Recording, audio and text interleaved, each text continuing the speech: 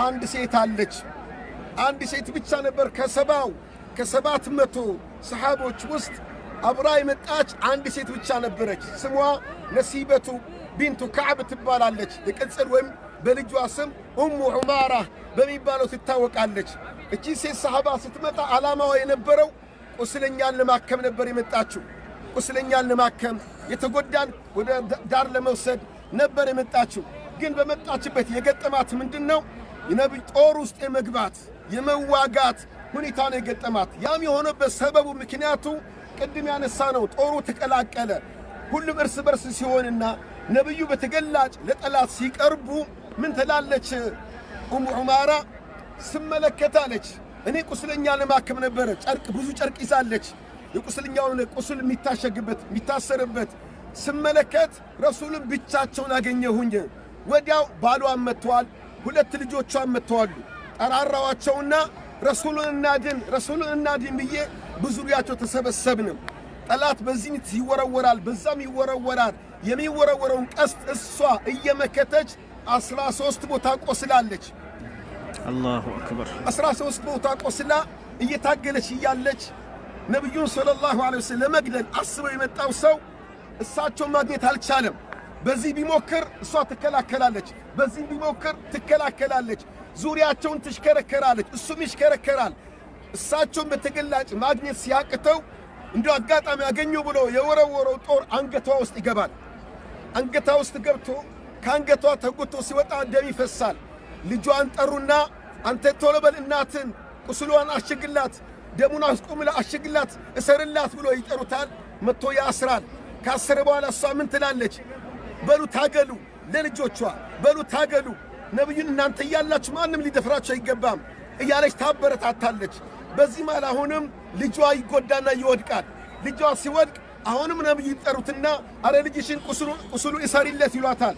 እሷም ሂዳ ታስርለትና በቂ ይብቃል፣ ብድግበል ተሳትፈውን ሂድ ተዋጋ ተፋለም ትለዋለች። ቆስሏል፣ ደሙ እየፈሰሰ ነው። እንዲህ የታገሉ አንድ ፈረሰኛ መጣ፣ ጦሩን ይዟ ትላለች። መጥቶ እሱ ሲመጣ ጉድሁን ፈራው፣ ደነገጥኩኝ ትላለች። ምክንያቱም ፈረሰኛ ነው፣ በፈረሱ ከላይ ወደ ታች ነው የሚፋለመውና እንደምንም ብዬ በፈረሱ ጀርባ ሆንኩኝና ከኋላ መታወት ወደቃል። ስትወድቅ ነብዩን ድምፅ ሰማው። የኔን ልጅ እየጠሩ እናትን ድረስላት አሉ። ልጄም ቶሎ መጣና ለሁለት ሆነን እሱንም ሸኘነው ትላለች። ነብዩ ሰለላሁ ዐለይሂ ወሰለም ይሄን ሁሉ ትግል ስታድርግ አይቶ ምን አሏት? ኡሙ ዑማራ አንቺ የሰራሽውን ዛሬ ማን ይሰራዋል?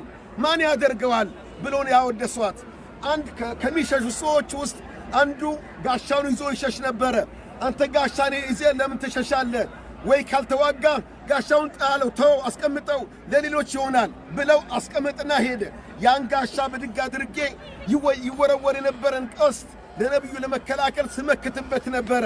የዛኔ ነቢያችን ሰለላሁ ዐለይሂ ወሰለም ኡሙ ዑማራ አንቺም ቤተሰቦችሽን በሙሉ ጀነት ላይ የኔ ጓደኞች ናችሁ፣ ከኔ ጋር ናችሁ ብለው የመሰከሩላት ሰሃባ ነች።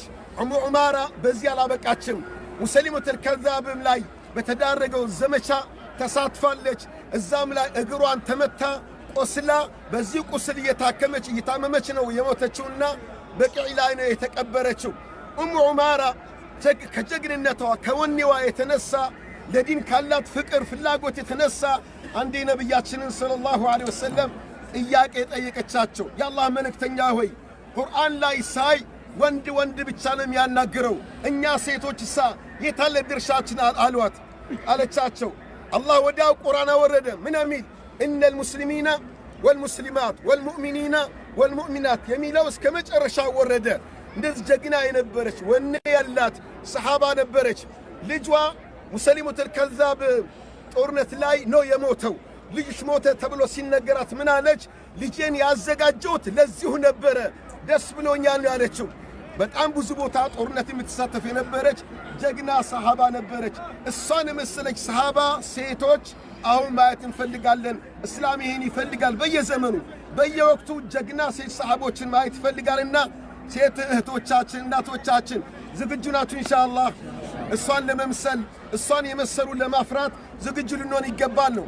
አሁን ያለንበት ቦታ ብዙ ታሪኮች ያሉበት ቦታ ነው። እነዚህ ሁለት ሰሃቦችን ወይም አራት ሰሃቦችን እንደ ናሙና ነው ያነሳነው።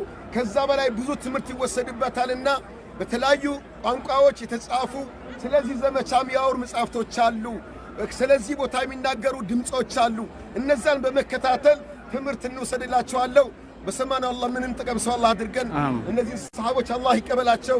እኛም የነሱን ፈለግ የምንከተል አላህ አድርገን።